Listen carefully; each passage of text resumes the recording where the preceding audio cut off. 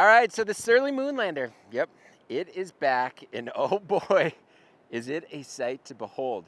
So in this video, I share all of the details that you need to know about the new Moonlander. Let's dive into it.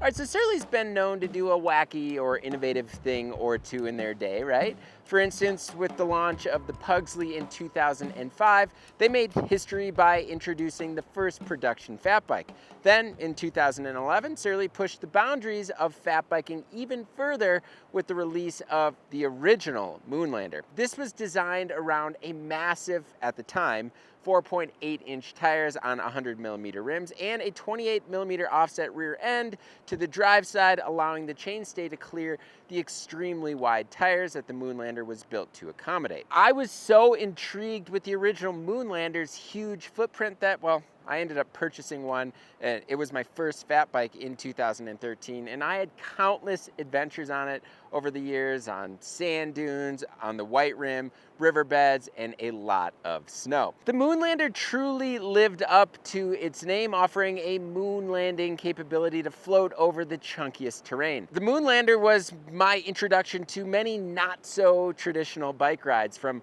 local winter explorations to races in Alaska. So Surly sold the Moonlander through 2016, but just before it was discontinued, Surly introduced its eventual replacement, the ice cream truck, in 2014. And a year later, Surly launched the Wednesday, a more direct successor to the Pugsley. Now, it's been nearly 10 years since Surly came out with a new fat bike. And I'd say fat bikes have had a turbulent journey recently. They're a niche platform, but for me, they still provide loads of fun in the winter. So when I heard about this thing right here, this ridiculous new model, I was really eager to test it out. And while it shares some similarities with its predecessor, being, well, a fat bike designed to go where regular bikes can't, the new version, yeah, it takes human-powered overlanding to a whole new level. So before we get into what is new on this version, I just want to take a quick moment to let everybody know that this video is partially supported by Tailfin. Tailfin designs and engineers technical bike packing equipment for almost any kind of adventure. Innovation and quality are at the heart of what makes them tick, and their constant strive to create better performing gear means that you can just focus on enjoying the ride. They offer a range of options for hauling your gear, whether you're tackling the Tour Divide or just escaping for an overnighter. So for more on Tailfin, be sure to click on the card in the top right corner, or also follow the link in the description below. All right, so the new Moonlander. Just look at these tires. They're giant. They're 6.2 inches, in fact, and they're mounted on 24-inch rims. And while 24-inch rims aren't entirely new, we've seen them on kids' fat bikes and even e-bikes, the 6.2-inch tires are something very unique.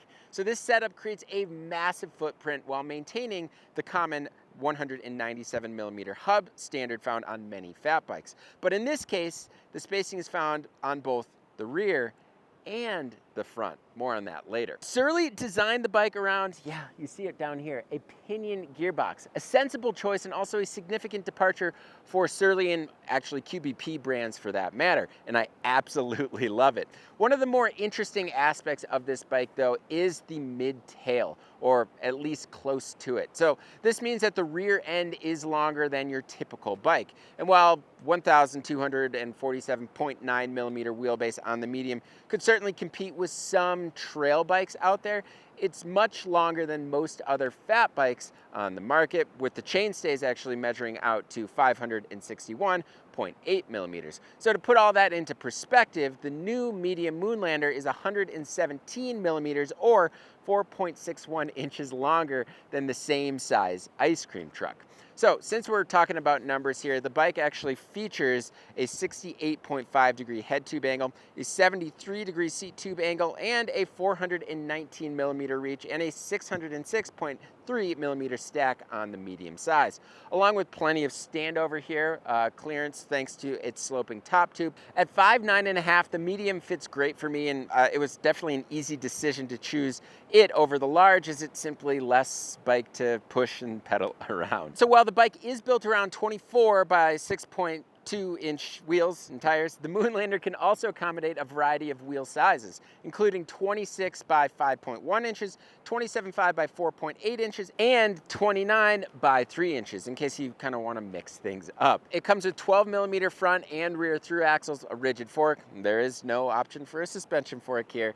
Internal dropper post routing, a 30.9mm seat post diameter, and no limitations on front chain ring size, which is pretty amusing. And just looking down, yeah, clearance for days.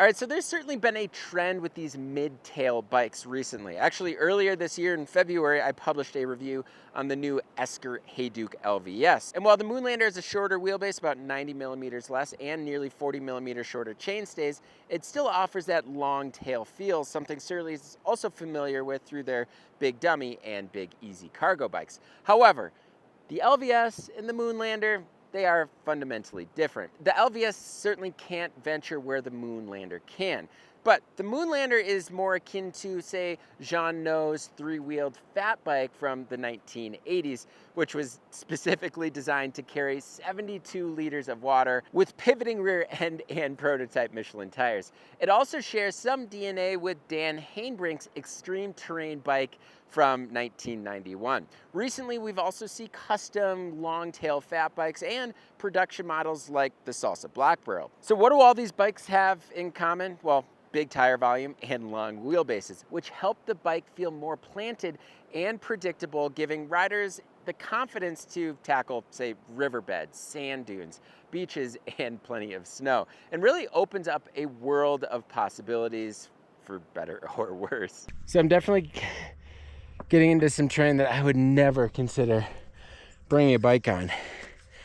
The Moonlander is definitely enabling my imagination to go somewhere it normally wouldn't with a bike. So yeah, I'm hiking my bike right now. Yeah, that's what's happening. Which, yeah, it's fine. We're fine. We'll see what's up here. All right, so the day after I received the bike, I quickly found myself on the shores of the Blue Mesa. So the Blue Mesa is the largest body of water in Colorado, just west of Gunnison, where I live here. And the water level isn't necessarily maxed out right now. It's high, but it's not maxed out. And there were plenty of great opportunities to kind of traverse the rocky shoreline. The terrain was a mix of sand, larger rocks, smaller rocks, and a lot of off-camber riding. Throughout my test period, the goal was, well, to find the worst riding conditions that I could think of, in hopes of stifling these 6.2-inch tires. Once again, finding myself in terrain that I never would otherwise. Huh.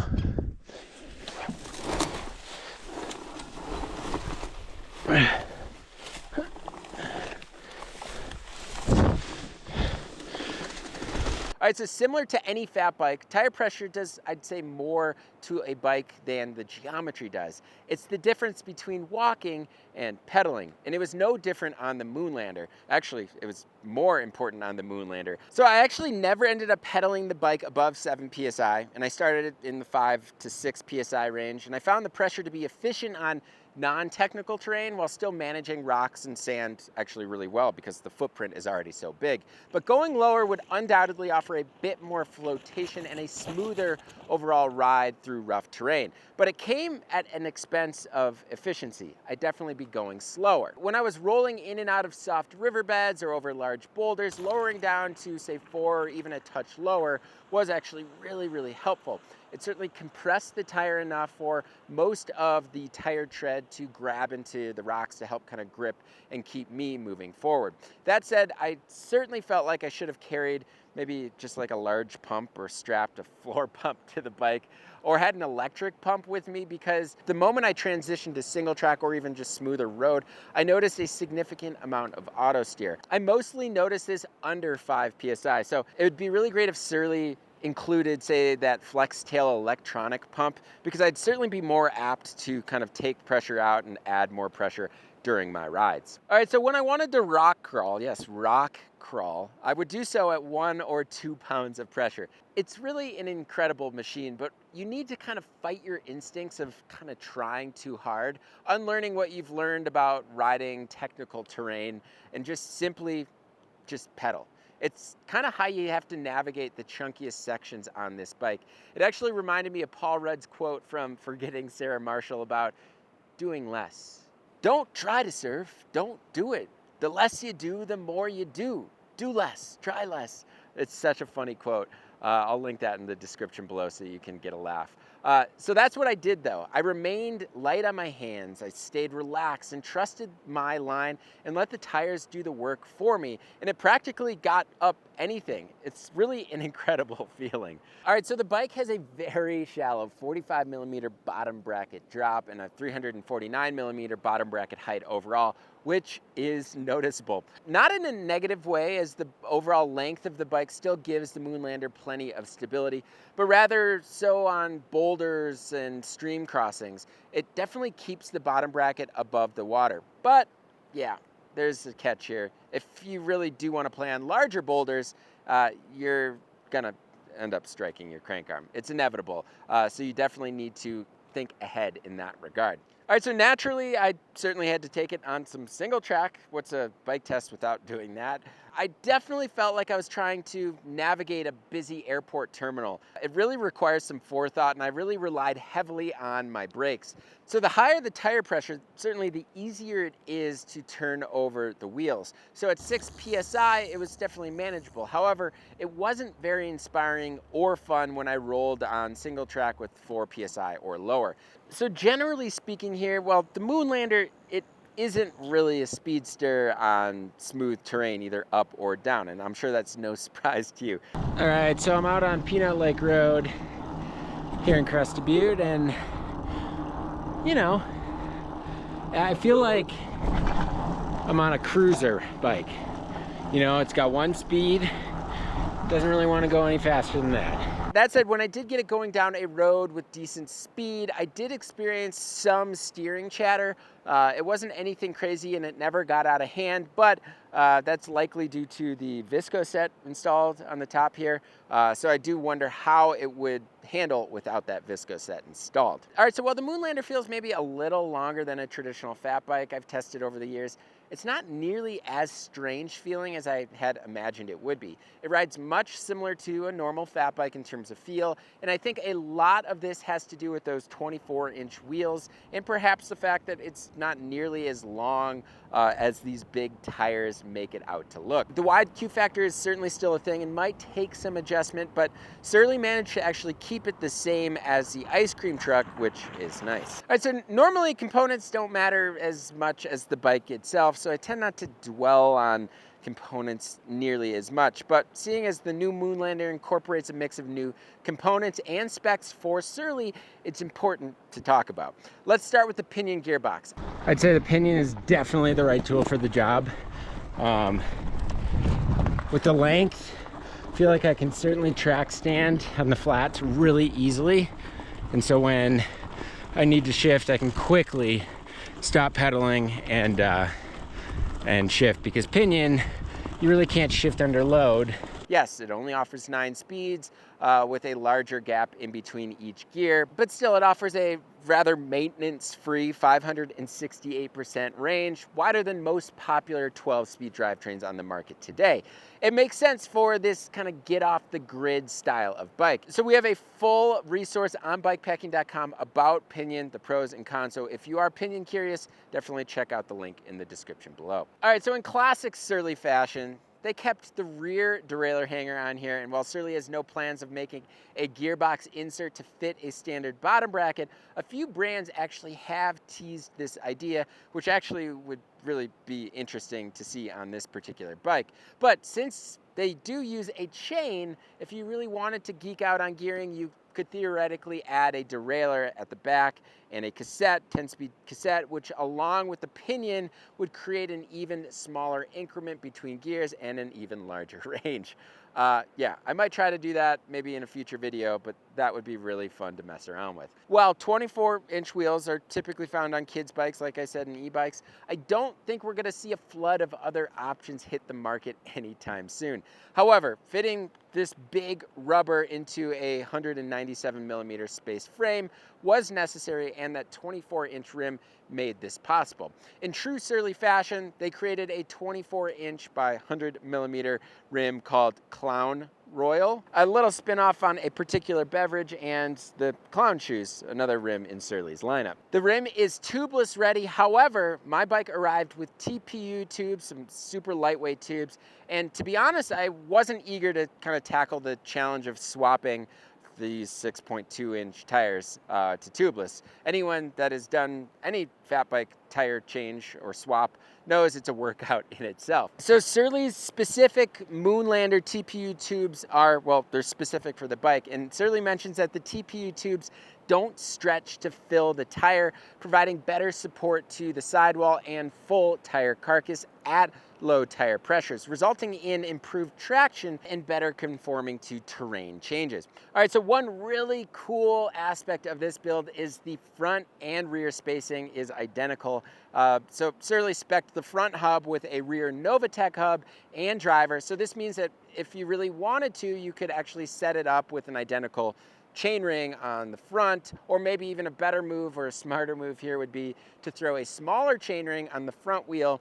So if your chain does break, you can actually swap the front wheel to the rear and the rear to the front, resize the chain, and adjust the dropout with their slug nut to downsize your gearing, making it that much more expedition worthy without actually needing a cassette lock ring tool. Pretty neat. Taking a break to admire some kayakers. Fun little morning out there on the old Gunny River. All right, what do we got here? All right, so mounted on the Moonlander are some 24 by 6.2 inch 60 TPI tubeless ready Melinda tires. That's what they're calling them. Designed in tandem with the Clown Royal rims, they offer some Surly Lou vibes, but with a much larger volume. So these tires come with a deep lug in 4 notable different rows here. The tire and overall footprint perform really well when wet, especially on off-camber rocks, and have a solid paddle even when underwater. The siped tire lugs actually grip really well on rocks, both wet and dry, keeping me pushing forward, which is always great. All right, so rounding out the components on the bike comes with a 125mm Trans X dropper, something every bike should have at this point. Some Surly terminal bars, which worked just fine to keep me upright, and some Tektro HDM 285 brakes with a 180mm rotor front and rear. They are 2-piston post-mount brakes that, while function, certainly lack power. I definitely think a 4-piston brake would be better suited for this bike. So I learned my lesson regarding getting my feet wet over the beginning portion of my test period with the Moonlander. And so it's a beautiful day, clearly. And now I decided, yeah, let's just wear sandals.